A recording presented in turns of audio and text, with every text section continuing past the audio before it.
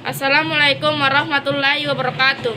Perkenalkan, nama saya Nur Siti Isa, berasal dari kelas 10 MIA 3. Di sini saya akan menjelaskan tentang dua hal, yaitu yang pertama adalah menjelaskan tugas Kementerian Negara Republik Indonesia, dan yang kedua adalah menjelaskan klarifikasi Kementerian Negara Republik Indonesia. Yang akan saya jelaskan pertama adalah menjelaskan tugas Kementerian Negara Republik Indonesia. Kementerian Negara Republik Indonesia mempunyai tugas menyelenggarakan urusan tertentu dalam pemerintahan di bawahnya dan bertanggung jawab kepada Presiden dalam menyelenggarakan pemerintahan negara. Yang pertama adalah A. Penyelenggaraan, perumusan, penetapan, dan pelaksanaan kebijakan di bidangnya pengolahan barang milik atau kekayaan negara yang menjadi tanggung jawabnya, pengawasan atas pelaksanaan tugas di bidangnya dan pelaksanaan kegiatan teknis dari pusat sampai ke daerah. B. Perumusan, penetapan, pelaksanaan kebijakan di bidangnya pengolahan barang milik kekayaan negara yang menjadi tanggung jawabnya, pengawasan atas pelaksanaan tugas di bidangnya, pelaksanaan bimbingan teknis dan supervisi atas pelaksanaan urusan kementerian di daerah dan pelaksanaan kegiatan teknis yang berskala nasional. C.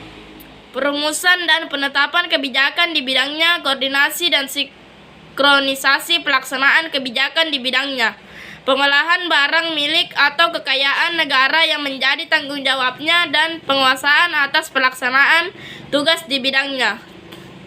Pasal 17 ayat 3 Undang-Undang Negara Republik Indonesia tahun 1945 menyebutkan bahwa setiap menteri membidangi urusan tertentu dalam pemerintahan.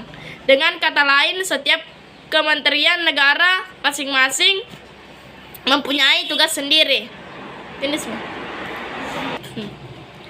Adapun urusan pemerintahan yang menjadi tanggung jawab kementerian negara adalah sebagai berikut.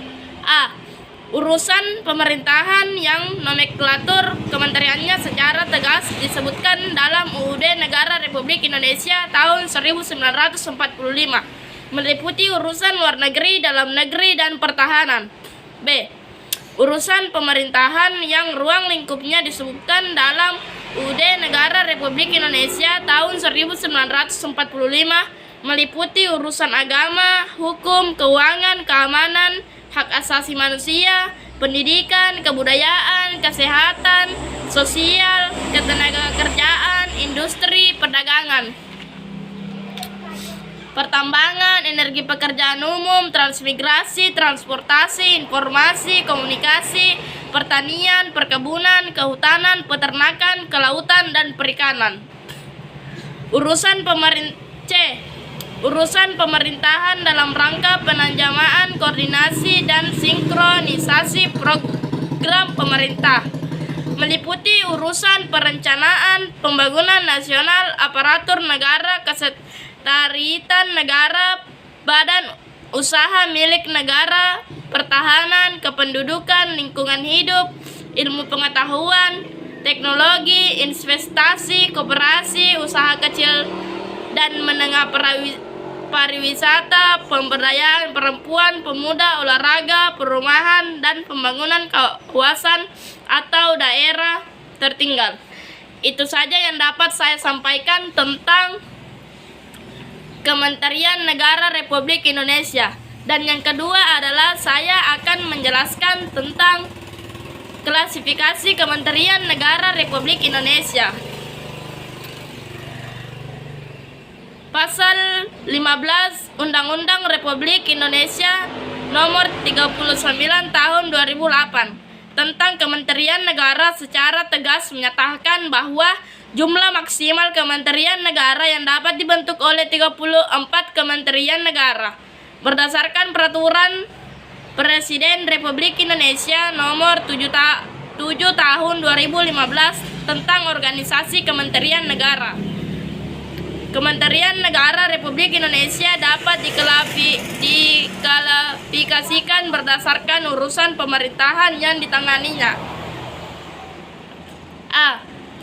Kementerian yang menangani urusan pemerintahan yang nomenklatur nama kementeriannya secara tegas disebutkan dalam UUD Negara Republik Indonesia tahun 1945 adalah sebagai berikut. 1. Kementerian Dalam Negeri. 2. Kementerian Luar Negeri. 3. Kementerian Pertahanan. B. Kementerian yang mempunyai tugas penyelenggaraan urusan tertentu dalam pemerintahan untuk membantu Presiden dalam menyelenggarakan pemerintahan negara dengan upaya pencapaian tujuan kementerian sebagai bagian dari tujuan pembangunan nasional. Yang menangani urusan pemerintahan yang ruang lingkupnya disebutkan dalam UUD tahun 1945 adalah sebagai berikut. 1. Kementerian Agama. 2. Kementerian Hukum dan Hak Asasi Manusia. 3. Kementerian Keuangan. 4. Kementerian Pendidikan dan Kebudayaan. 5. Kementerian Riset Teknologi dan Pendidikan Tinggi. 6. Kementerian Kesehatan. Dan yang ketujuh adalah Kementerian Sosial. 8. Kementerian Ketenagakerjaan. 9. Kementerian Perindustrian. 10. Kementerian Perdagangan. 11. Kementerian Energi dan Sumber Daya Mineral. 12. Kementerian Pekerjaan Umum dan Perumahan Rakyat. 13. Kementerian Perhubungan. 14. Kementerian Komunikasi dan Informatika. Dan yang ke-15 Kementerian Pertanian. Dan yang ke-17 Kementerian Kelautan dan Perikanan. Yang ke-18 Kementerian Desa, Pembangunan Daerah Tertinggal dan Transmigrasi. 19. Kementerian Agraria dan Tata Ruang. Kementerian yang mempunyai tugas menyelenggarakan urusan tertentu dalam pemerintahan untuk membantu Presiden dalam menyelenggarakan pemerintahan negara serta menjalankan fungsi perumusan dan penetapan kebijakan di bidangnya. Koordinasi dan sinkronisasi pelaksanaan kebijakan di bidangnya. Pengolahan barang milik atau kekayaan negara yang menjadi tanggung jawabnya dan penguasaan atas pelaksanaan tugas di bidangnya. Kementerian ini yang menangani urusan pemerintahan dalam rangka penajaman koordinasi dan sinkronisasi program pemerintahan. Yang pertama adalah 1. Kementerian Perencanaan Pembangunan Nasional. 2. Kementerian Pandagayunan Aparatur Negara dan Reformasi Birokrasi. 3. Kementerian Badan Usaha Milik Negara. 4. Kementerian Koperasi dan Usaha Kecil dan Menengah. 5. Kementerian Pariwisata. 6. Kementerian Pemberdayaan Perempuan dan Perlindungan Anak. 7. Kementerian Pemuda dan Olahraga. 8. Kementerian Sekretariat Negara. Kementerian koordinator terdiri atas beberapa kementerian sebagai berikut. Yang pertama adalah Kementerian Koordinator Bidang Politik, Hukum, dan Keamanan. Yang kedua adalah Kementerian Koordinator Bidang Perekonomian. Dan yang ketiga adalah Kementerian Koordinator Bidang Pembangunan Manusia dan Kebudayaan. Dan yang keempat adalah Kementerian Koordinator Bidang Kemaritiman. Itu saja yang dapat saya sampaikan tentang dua hal yang tadi saya bacakan. Kurang dan lebihnya mohon dimaafkan. Wabillahi taufiq wal hidayah. Wassalamualaikum warahmatullahi wabarakatuh.